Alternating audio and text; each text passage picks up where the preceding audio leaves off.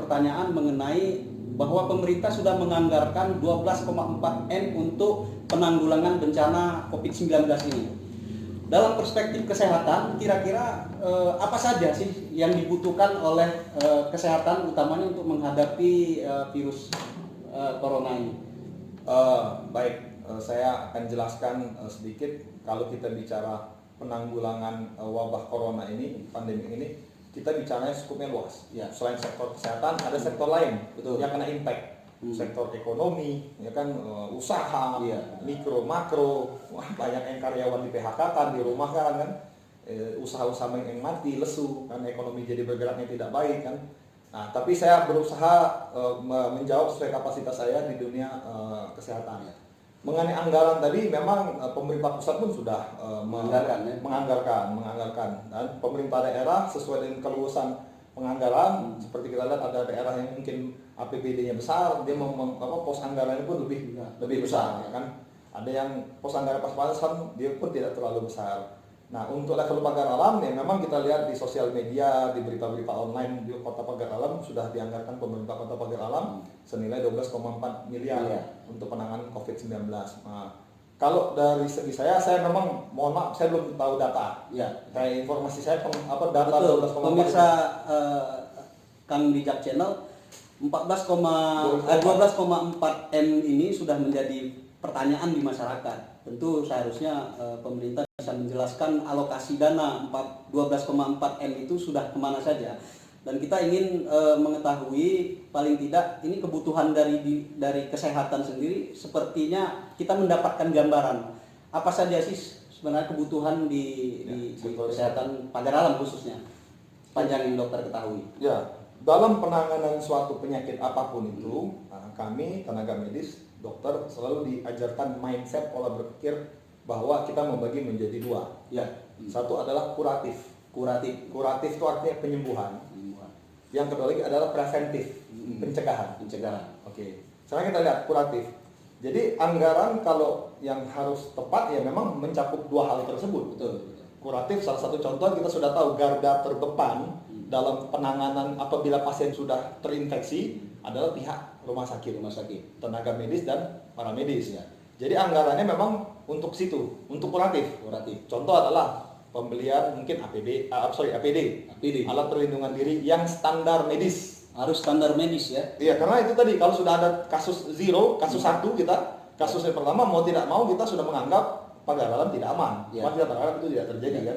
Jadi sudah APD yang lengkap, menggunakan masker yang lengkap, ruang perawatan yang khusus. Khusus yang penting dia terpisah, tidak bisa dicampur seperti saya jelaskan tadi kan dengan pasien yang lain kan. Bahkan kesiapan ICU, intensive care unit. ICU itu adalah ventilator. Di dalamnya itu harus ada alat bantu napas. Ya, itu tadi ventilator. Dan ini ternyata harganya mungkin cukup mahal ya Pak Dokter. Bervariasi tergantung merek ya, kisaran 300 sampai 400 juta. Berarti memang perlu besar anggaran yang harus dialokasikan ke jadi memang kesehatan, kita jadi untuk kuratif kita siapkan mulai dari APD, terus lagi alat-alat bahan habis pakai, infus segala macam, bahkan sampai ruang perawatan khusus, dan kemungkinan terburuk ada pasien yang membutuhkan ventilator. Itu secara kuratif. Nah, yang paling menarik adalah dari segi preventif, pencegahan. Kota Pagar Alam saat ini dia statusnya kan zona hijau. Dia belum ada kasus yang terkonfirm COVID-19. Jadi pencegahan porsinya menurut saya, mungkin juga ada pendapat lain, silahkan saja, bahwa memang preventif harus porsinya lebih besar. Karena zona hijau. Jadi kita belum ada, jadi kita alhamdulillah kita tidak belum menangani. Betul. Tapi minimal jangan sampai ada kasusnya. Mencegah kan. Nah, untuk mencegah tadi kita lihat bahwa yang paling ditakutkan saat ini adalah adanya transmisi lokal dari daerah-daerah.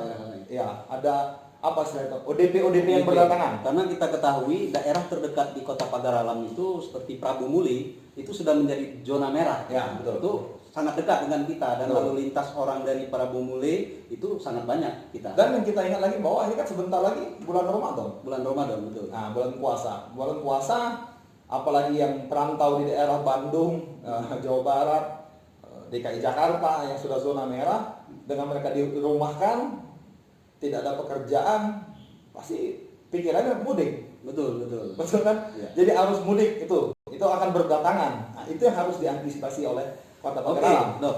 Artinya ini kita berharap semua masyarakat di Kota Pagaralam untuk ini jangan sampai terjadi bahwa ada kasus di Kota Pagaralam. Amit-amit kalau bahasa orang perempuan itu bahwa kalau misalnya terjadi ada satu kasus positif di Pagaralam, kira-kira tindakan apa yang harus dilakukan? Apakah kita harus mengisolasi dan sebagainya, atau dari segi masyarakat maupun dari segi pemerintah? Ini dari wacana dokter seperti apa? Saya lihat seperti ini, bahwa ketika daerah zona hijau, bukan saja di Pagaralam, dimanapun zona hijau, kalau kasar yang ngomong kita cukup, kalau bahasa dusun ngandang. Jangan sampai virus itu masuk. Virus itu kan dia dibawa bukan oleh udara, oleh manusia. Betul. Jadi keluar masuknya manusia yang harus diperketat, terutama dia dari zona-zona merah itu tadi kan.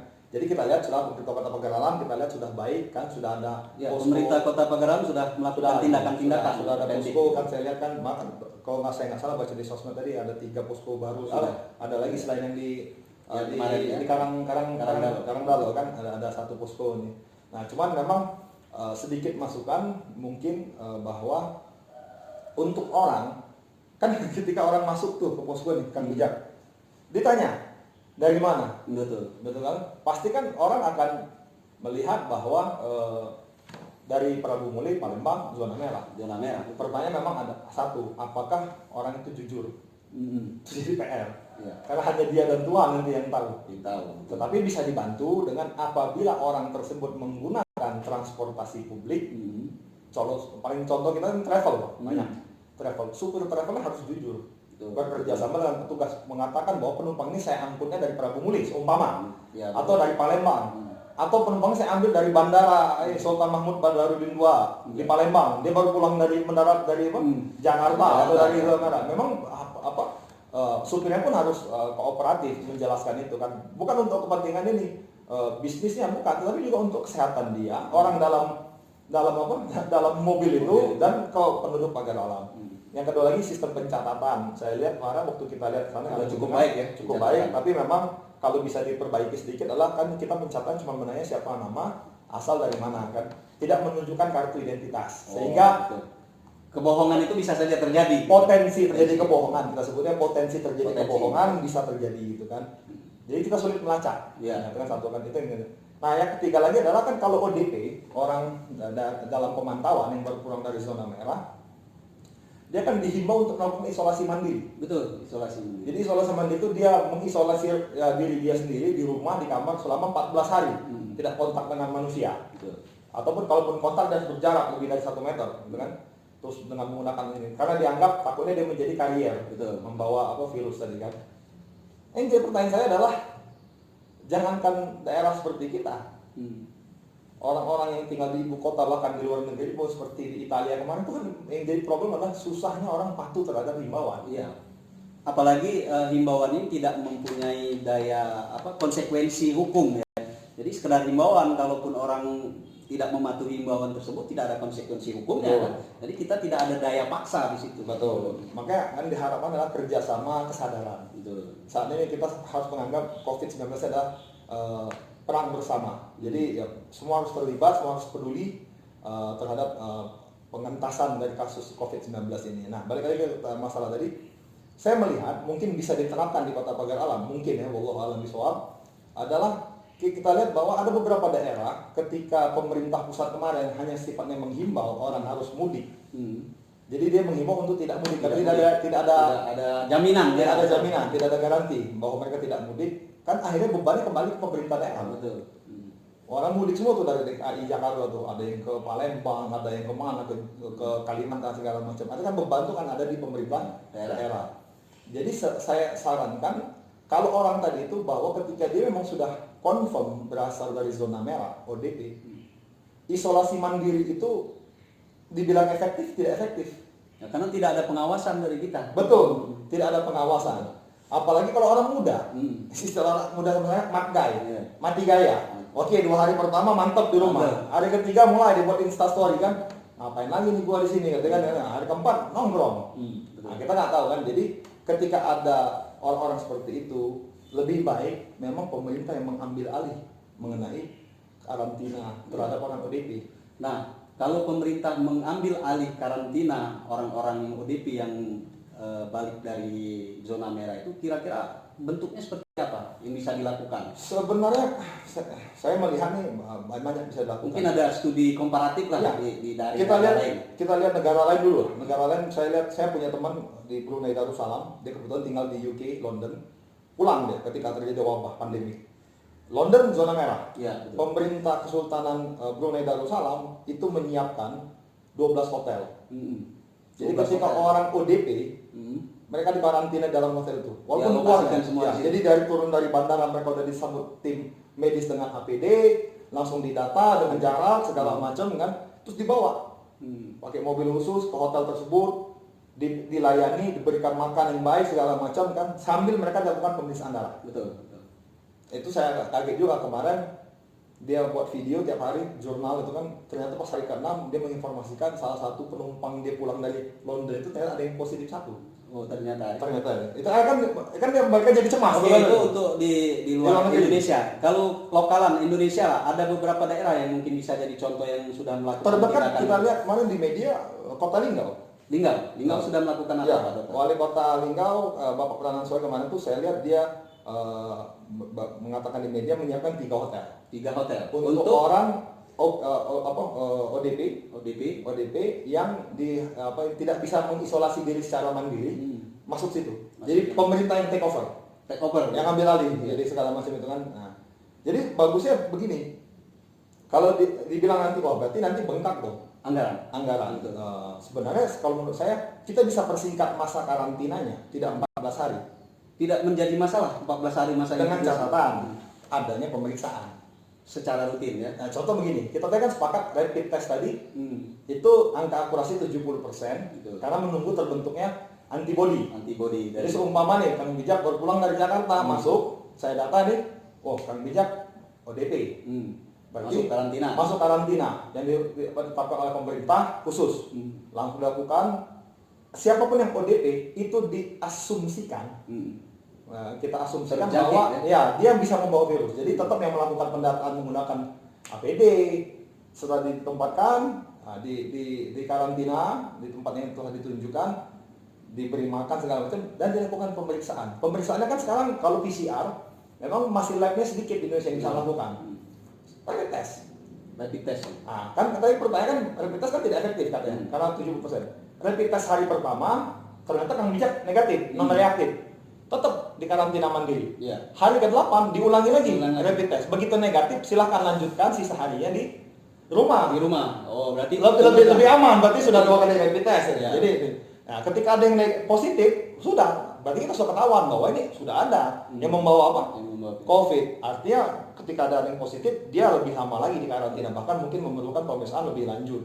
Mungkin dirujuk ke Palembang segala macam. Artinya kalau kita mau aplikasikan di Kota Pagar Alam, kira-kira bentuknya seperti apa? Atau adakah lokasi-lokasi yang bisa kita terapkan untuk kebutuhan ODP isolasi center dari ODP atau ODP center lah, Pak? Ya, jadi kita lihat kemarin Pak Gubernur kita, Bapak Herman Deru telah sangat baik menginstruksikan kepada daerah-daerah itu untuk membuat ODP center. ODP center. ODP center tuh tadi maksud saya tuh bukan sekedar formalitas ada kantor, ada tempat, ada telepon, ada pendataan, tapi memang tempat tinggal orang yang ODP.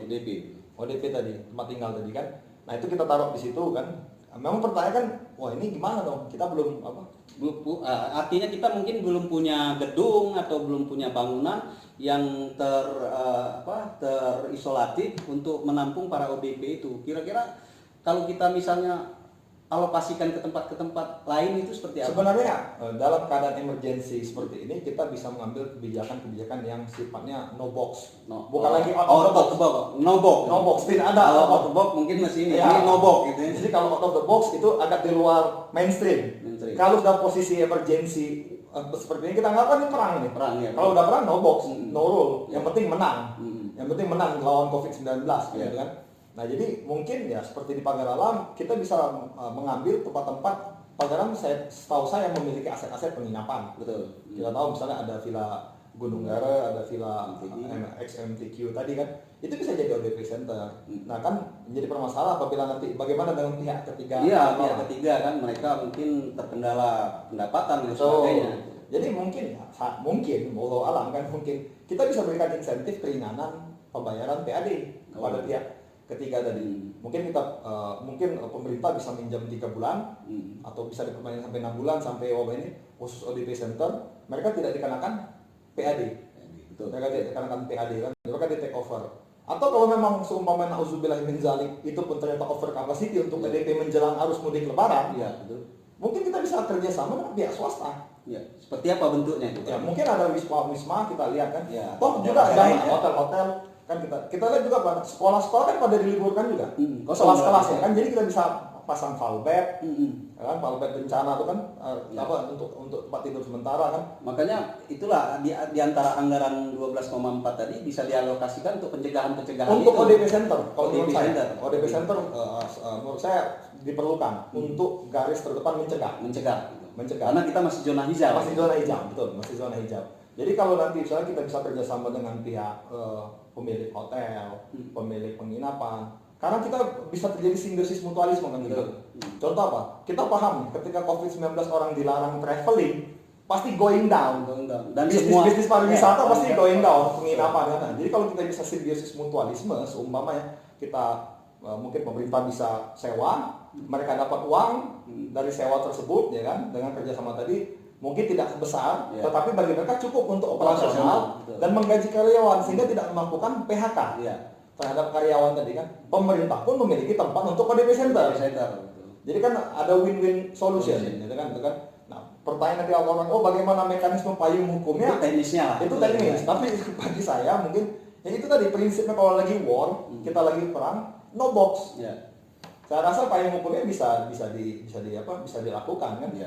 Toh pemerintah pusat pun banyak memberikan insentif pajak kepada perusahaan yang tidak bisa beroperasi, tidak ditarik pajak dulu Pajak. kalau kayak gitu. Itu kan bisa. Karena ini kan siapa yang menginginkan musibah Nasional ya. global seperti ini. Mungkin itu ODP center bagi saya harus ada. Jadi di preventif tadi kita kembali lagi bahwa ada kuratif pengobatan, ada preventif. Preventif dibagi menjadi 2. Yang pertama adalah primary prevention atau preventif primer. Itu kalau bahasa kami ke dokter adalah mencegah supaya penyakit itu tidak sampai masuk ke dalam tubuh. Ya. Nah, itu. Jadi belum terjangkit penyakit. Terjangkit. Nah, jadi apa itu? Itu tadi kita menggunakan masker, mencuci tangan, social distancing, physical distancing, segala macam itu kan. Terus lagi ada yang sebutnya secondary prevention atau pencegahan sekunder kedua. Apa itu? Yaitu early diagnosis and prompt treatment. Jadi penegakan diagnosa sedini mungkin sehingga tata laksananya tepat. Betul. Di sini dibutuhkan alat bantu. Yang paling memungkinkan itu adalah mungkin rapid test. Jadi ada pembelian pos anggaran untuk pembelian rapid test. Rapid test ini kan memang tidak mungkin kalau seperti Jawa Barat kita lihat Pemprovnya kan melakukan massal seluruh warga. Ya. Dalam Seperti sehari Banyuasin, Pak Dodi Alek itu sudah menganggarkan ya, besar ya untuk rapid test keluarga. Jadi dia bisa ada. memberi. Mungkin ya tadi kita tidak bisa mencontoh, kita tidak bisa apple to apple kan. Ya. Daerah lain kan mungkin APBD-nya Besar. PAD-nya besar kan. Jadi kalau kita membeli rapid test, siapa yang harus menggunakan rapid test? Orang-orang yang berpotensi membawa virus. Siapa? Pertama, ODP. Ya. Yang kedua, frontline. Betul. Garda terdepan yang jaga jalan, yang di rumah sakit. Jadi mungkin rapid testnya tidak perlu sebanyak jumlah penduduk kota Pagar Alam, tapi hanya orang-orang ini kan terdata nih. Ya. Jumlah tenaga medis, paramedis di rumah sakit di puskes berapa, nanti yang menjaga pos-pos penjagaan berapa, ODP kan kedata juga berapa yang ODP tadi kan. Apalagi kalau dia sudah disentralisir ke dalam satu wilayah seperti yang kita bicarakan tadi kan. Jadi rapid testnya bisa. Jadi pencegahan preventif yang sekunder tadi bagus saya sebaiknya pos anggaran itu ada untuk membeli alat rapid test. Oke, para pemirsa channel Kang Bija, artinya kita berharap bahwa pemerintah bisa mengalokasikan 12,4 M itu ke hal-hal yang sangat krusial, yang sangat dibutuhkan untuk penanganan. Dan kita tetap berprasangka baik kepada pemerintah bahwa mereka akan mengalokasikan anggaran-anggaran tersebut ke hal-hal yang memang berkenaan dengan pencegahan virus COVID-19 ini. Pak Dr. Tagar, selanjutnya kalau kita lihat karakter masyarakat Pagar Alam, mungkin dalam perspektif memandang kesehatan itu untuk pencegahan ini seperti apa yang harus mereka lakukan? Itu tadi khusus mengenai COVID-19 nih. Ya, COVID-19, virus corona. Kembali ke kurva tadi. Ke kurva tadi ya. Jadi kita ulangin lagi. garda terdepan untuk memutus penyebaran mata rantai COVID-19 ada di ujung tombaknya di masyarakat. Nah, persoalannya kita melihat di masyarakat ini adalah kurangnya sosialisasi dari pihak yang berkompeten untuk melakukan social distancing maupun walaupun itu sifatnya himbauan-himbauan kebanyakan itu melalui media sosial. Betul. Apakah kita harus lebih intens lagi untuk mendatangi atau membentuk tim khusus dan lain sebagainya menurut pandangan dokter dari segi ini? Kalau saya rasa setiap daerah, misalkan instruksi presiden sudah membuat namanya satuan tugas. Gugus tugas ya. Penanganan COVID-19. Setiap kota, kabupaten, provinsi sudah ada gugus tugasnya kan. Memang kita lihat gugus tugas. Mungkin masukkan lagi bahwa ini kan era terbuka informasi, era digitalisasi, akses menuju informasi dari gugus tugas yang kita belum. Iya, gugus. Saya bilang nih, menarik kan bijak di wali kota Surabaya, Ibu Tri Risma hari ini, itu ketika terjadi positif COVID di Surabaya, dia buka website Surabaya lawan COVID-19, www.surabayalawancovid19.com. Jadi isi itu informasi yang tervalid, yang sudah divalidasi oleh tim gugus tugas COVID-19 Surabaya, baik itu hoax bisa dihilangkan, jumlah ODP berapa, segala macam berapa. Dan menurut saya berani tindakan wali kota Surabaya waktu itu, dia berani mengumumkan peta. Jadi kelurahan per kelurahan di kota Surabaya itu mana yang sudah ada COVID-19 itu ya, tidak disembunyikan.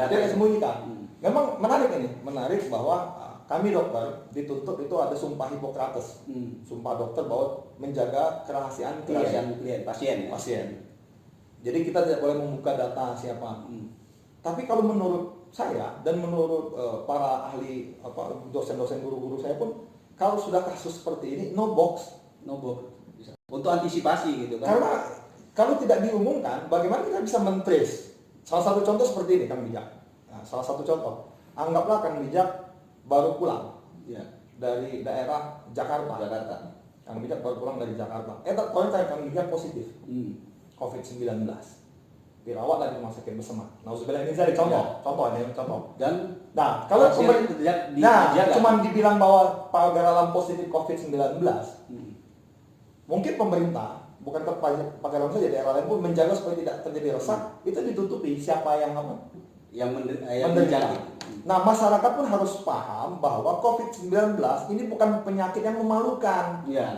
Bukan seperti HIV, bukan seperti HIV karena perilaku free sex, penggunaan jarum suntik narkoba, atau kasus-kasus ini siapapun kena kayak flu. Mau dia sultan, mau presiden, menteri perhubungan pun kena. Betul. Jadi maksudnya itu bukan hal yang harus ditutup-tutupi. Fungsinya ketika kita mengumumkan bahwa ada satu orang yang positif beserta datanya, kalau pemerintah menutupinya, pemerintah kan masyarakat bergerak dalam senyap katanya. Berarti kan, berarti Kang Bijak tinggalnya di belakang PU semua. Berarti mulai pemerintah turun, mana istrinya, mana anaknya, semua ikut dites. Tetangga kanan kiri ini. Yang sepengetahuan, sekarang pertanyaan kan, apakah istri Kang Bijak tahu dalam 1x24 jam Kang Bijak waktu keluar misalnya beli beras ke pasar itu kemana sih, kan kita nggak tahu ya. Cuman ketika diumumkan semua Ilham Bijak Pulun positif COVID-19, pemerintah bisa announce, umumkan bahwa barang siapa yang pernah melakukan kontak fisik dengan orang ini segera hubungi gugus tugas COVID-19. Menarik sekali contoh yang diberikan oleh Dr. Tagar. Saya melihat di Pagar Alam ini tidak ada kesatuan informasi. Jadi masing-masing lembaga itu mengeluarkan sendiri himbauan dan lain sebagainya. Kita berharap ada satu pintu informasi ya. Jadi siapapun yang menginformasikan dari lembaga manapun, dari SKPD manapun, tetap satu pintu supaya masyarakat ini tidak pecah informasinya. Dari lembaga ini dia mengeluarkan informasi, dari lembaga ini dia mengeluarkan pengumuman dan sebagainya. Jadi kita berharap ada satu pintu informasi. Jadi lembaga pemerintahan dari dinas manapun dia tetap harus lewat satu pintu. Kira-kira seperti itu supaya tidak terjadi. Kita lihat kalau update informasi tentang COVID-19 di Pagar Alam ini secara pemerintahan, kita lihat tuh akun humas Pagar Alam di Facebook. Itu kan fanpage kan. Kenapa kita tidak mencontoh seperti di Surabaya atau di daerah lain sudah membuat jalur informasi khusus? Mungkin perlu buat fanpage Facebook Instagram zaman sekarang, Khusus Twitter, gitu ya. khusus akun itu adalah gugus tugas Konfirmasi Kota Pagarala. Dan tidak boleh satu lembaga pun memberikan Statement informasi kecuali sendiri, itu. kecuali lewat sana, lewat Satu pintu. Jadi mencegah simpang siur. Iya. Ketika ada hoax, akun-akun tersebut bisa membantah, Ya. membantah hoax tersebut. Misalnya katanya, minum makan telur, tengah malam bisa mencegah apa? Corona, waktu itu kan di Jawa heboh kan, itu bisa dibantah. Atau apalagi himbauan-himbauan mengenai edukasi seperti berjemur pada saat jam 8 sampai jam 10 itu bisa di-share melalui apa? Melalui fanpage, Facebook, Instagram, Twitter, apapun sosial media, bahkan bila perlu channel YouTube seperti Kang Bijak ini jauh lebih baik gitu kan. Karena sekarang kan zaman digitalisasi seperti ini kan, milenial akses informasi kita aja bisa tahu apa yang terjadi dengan New York saat ini. Artinya kita sebagai masyarakat maupun komunitas apapun tidak serta-merta menyerahkan masalah ini kepada pemerintahan daerah. Betul. Karena ini sudah menjadi tugas kita bersama. Dan mungkin kita tidak boleh saling menyalahkan lagi gitu. Kira-kira bagaimana dok? Karena di masyarakat ini masih sering ada terjadi salah menyalahkan dan lain sebagainya. Menurut pandangan dokter sebaiknya seperti apa kita? Blaming each other itu tidak. Blaming each other. Blaming, menyalahkan orang lain, karena satu sama lain itu tidak menolong. Helping each other yang dibutuhkan saat ini. Saat ini adalah helping each other, saling membantu antar sesama. Ya, betul. Ya kita lihat kan kemarin sempat ada kontroversial mengenai penyemprotan disinfektan di jalan, apakah efektif atau tidak efektif. Memang belum ada penelitian yang akan lihat apakah itu efektif atau tidak efektif. Belum ada penelitiannya karena barangnya sangat brand new, benar-benar barang genuine baru. Jadi belum ada penelitiannya apakah itu efektif atau tidak efektif gitu kan. Tapi kita hargai inisiatif masyarakat, pemerintah, komunitas yang melakukan itu. Mereka punya niat baik kok. Iya, betul. Mereka punya niat baik itu kan, kita hargai itu kan. Ternyata sumpah nanti ternyata itu tidak tepat, itu tinggal diperbaiki. Yang penting harus di-maintenance, dijaga adalah semangatnya. Semangat untuk mencegah dan memenangkan dan COVID. berbuat baik. Betul kan. Nah, satu lagi yang ingin saya sampaikan adalah mungkin agak di luar konteks saya sebagai tenaga medis atau kesehatan. COVID-19 ini adalah gelombang pertama. Gelombang pertama. Betul. Waduh, ini kayaknya ada suatu misteri nih. Sebenarnya bukan misteri. Tapi jangan menjadikan kita sebagai rasa takut ini dok. Seperti apa itu? Jadi begini, kita lihat sekarang geopolitik dan geopolitik internasional. Kita lihat bahwa gimana keadaan ekonomi dunia. COVID-19 ini hanya satu virus di Wuhan, tiba-tiba jadi pandemik dalam waktu 3 bulan. Dan 3 bulan dan sudah antar negara. Gitu. Antar benua. Yang roboh karena efek domino ya, kalau kita main domino yang dijatuhkan itu. Itu bukan semua sektor kesehatan. Betul.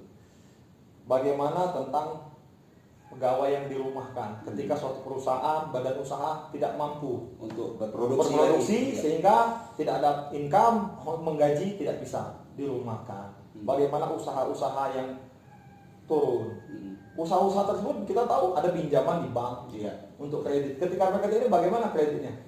Macet. Betul. Jangan sampai terulang seperti 98. Kita sangat tidak berharap itu terjadi kan. Jadi ada efek-efek gelombang berikutnya. Makanya jadi orang beberapa ahli ekonomi bilang di balik gelombang corona ada gelombang ekonomi, di balik ada gelombang resesi. Nah, ini yang sangat berbahaya. Resesi global. Saat ini juga kita sudah merasakan di masyarakat sudah mulai mereka mengeluh dan menjerit, utamanya masalah kebutuhan dapur. Karena saat ini masyarakat sudah mulai merasakan dampak itu. Artinya utamanya untuk masyarakat yang hari ini dapat uang, hari ini mereka habiskan. Sedangkan persoalan sekarang kita sudah sulit mencari rezeki. Saya melihat ada satu memes yang berseliweran di sosmed itu sangat baik. Ketika dibilang stay at home is not safe for everybody. Jadi hashtag tetap di rumah itu tidak sama. Itu adegan kartunnya orang selfie lagi masak. Bagi orang yang punya uang dan punya simpanan gitu kan. Satu lagi orang lagi selfie lagi bongkar celengan. Betul. Jadi kalau celengan ini masih ada loh. Kalau celengan ada katik lagi ini mana ini? Yang kita takutkan ada dampak kejahatan yang timbul di sini kan. Potensi ke arah situ ada. Saya ini sekali asumsi pribadi saya. Asumsi pribadi saya mungkin salah, silahkan dibantah. Itu adalah kita melihat pun ada kebijakan yang cukup aneh ketika pemerintah yaitu Kemenkumham membebaskan 30.000 narapidana yang Potensi kejahatan itu 30.000. sebenarnya kalau kita langsung bilang mencap mereka akan berbuat kejahatan tidak. Kita Potensi kita terlalu menghakimi. Tetapi kan 30.000 orang yang baru keluar dari lembaga pemasyarakatan dia tidak semerta-merta dapat pekerjaan. Betul. Nah, Apalagi situasi sedangkan yang saat ini sudah punya pekerjaan pun tidak dapat bekerja. Betul. Artinya kan potensi pengangguran itu sudah bertambah 30.000. Nah, tetap akhirnya bukan kita menjudge yang 30.000 orang itu melakukan kriminalitas, bukan. Tetapi ketika pengangguran bertambah, terus lagi kelaparan terjadi, potensi terjadinya kriminalitas pun tentu akan meningkat. Jadi saya pikir kita berharap bahwa pemerintah kalau bisa semua masyarakat kita semua komunitas itu ayo kerjasama kita. Makin cepat kita menyelesaikan gelombang pertama, gelombang orang kita bisa menyiapkan diri menghadapi gelombang ekonomi. Ya. Oke, artinya channel Kang Bijak adalah kita harus kembali ke kurva tadi. Jadi untuk persoalan ini adalah peran masyarakat yang paling dibutuhkan untuk mencegah terjadinya penyebaran virus COVID-19 ini dengan cepat. Dan pembicaraan hari ini sudah bisa kita simpulkan bahwa semuanya kembali berpaling kepada kita, dan mari seluruh komponen siapapun itu, seluruh masyarakat mulai dari instansi eksekutif, yudikatif, legislatif, semuanya mari kita bersatu. Mari kita bersama-sama berangkulan tangan untuk saling tolong menolong, saling bekerja sama, tidak menyalahkan seperti pesan Dr. Tagar tadi antar satu sama lain. Yuk kita bekerja sama mencegah penyebaran COVID-19 ini, terutama di Kota Pagar Alam. Demikian pembicaraan kita dengan Dr. Ahmad Tagar Yagun pada hari ini di channel Kang Bijak. Terima kasih, kita bertemu di lain kesempatan.